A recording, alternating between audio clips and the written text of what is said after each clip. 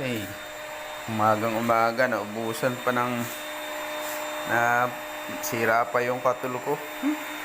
Paano ako makakapagsaing nito? Yan, sira na siya. Ayan. Hindi pa nakakulo kanina yan.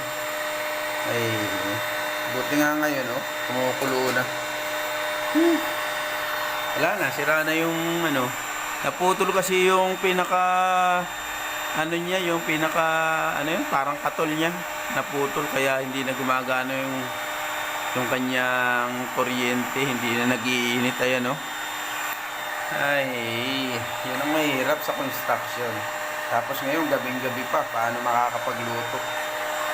Naputulan pa ng buti na lamang, salamat sa Diyos at electrician tayo. Ayun, gumagana siya kahit hindi nakakatol. Ayan, oh, malapit na makapagluto. Ay, nako po, maraming salamat sa Diyos. Thank you, thank you. Kunti na lamang, kakasurvive na.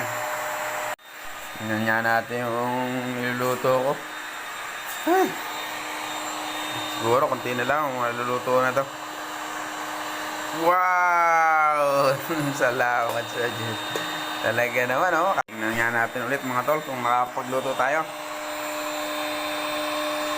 Wow! Ganda na saing. Kunti na lang. Kunting tiyaga pa mga tol. Papatay na rin natin to.